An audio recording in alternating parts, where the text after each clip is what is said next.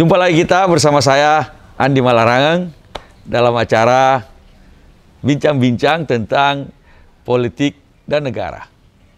Kali ini kita masih membahas Muldoko lagi, alias jeruk makan jeruk.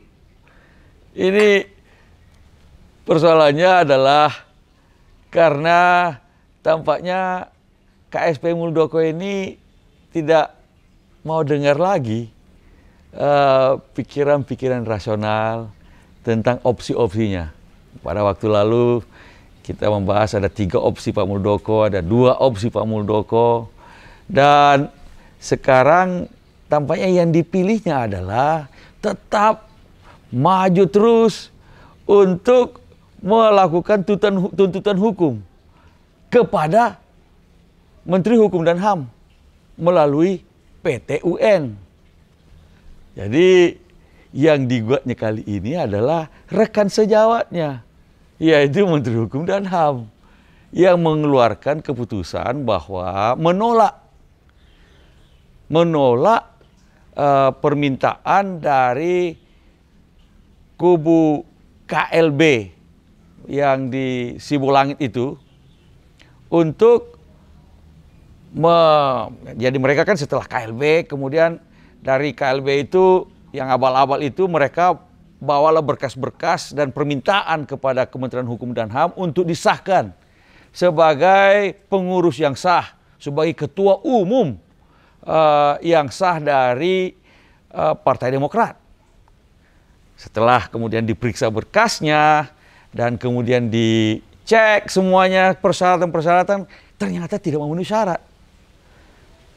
Maka Menteri Hukum dan HAM Pak Yasona Lawli, waktu itu juga ada Pak Mahfud MD, secara terbuka melakukan konferensi pers dan menyatakan bahwa menolak permintaan itu karena memang tidak memenuhi syarat. Tidak ada dukungan dari jajaran pengurus partai, dari DPD dan DPC. Nah, karena itu ditolak.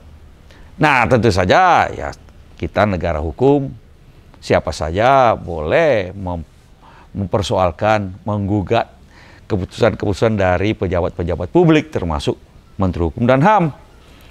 Maka Pak Muldoko CS ini kemudian mengajukan gugatan kepada Menteri Hukum dan HAM.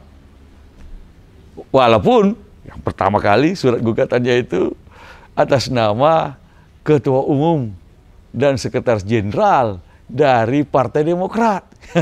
Tentu saja oleh hakim ditolak, suruh perbaiki dulu itu gugatannya. Lalu masuk lagi gugatan baru, yaitu atas nama Pak Muldoko dan Saudara Jani Allen, Ketua Umum dan Sekjen, tapi sekarang ini kemudian atas nama pribadi-pribadi, menuntut di PT UN agar supaya Kementerian Hukum dan HAM itu membatalkan keputusannya itu dan kemudian mengakui lagi mereka sebagai ketua umum yang sah. Jadi belum habis ini cita-citanya mau jadi ketua umum Partai Demokrat. Nah, sekarang di pengadilan tentu saja kami dari Partai Demokrat tentu saja melakukan intervensi sebagai pihak ketiga di PT UN.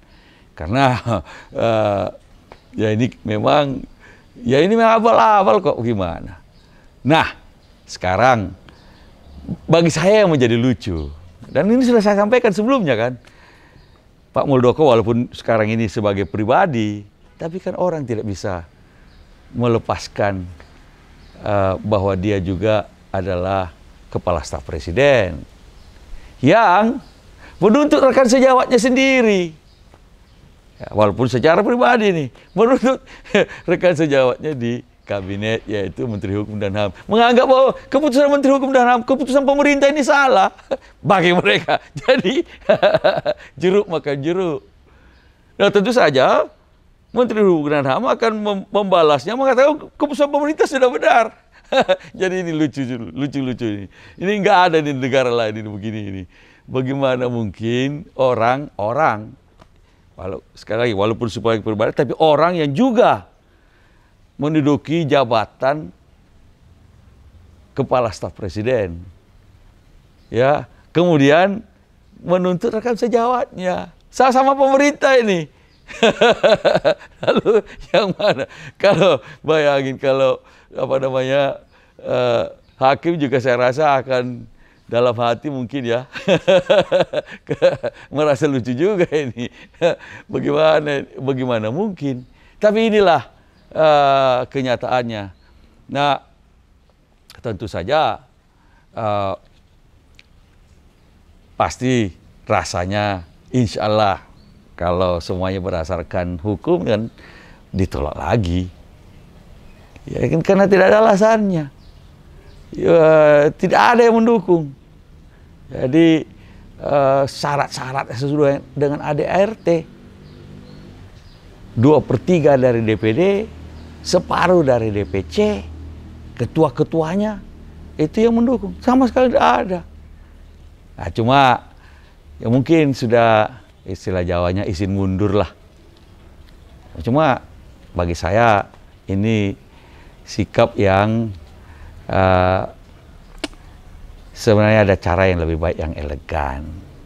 Yang sekali lagi saya katakan, bikin partai baru aja daripada menjadi tontonan yang tidak lucu dan dipertontonkan kepada publik, bahkan sudah masuk dalam berita-berita internasional.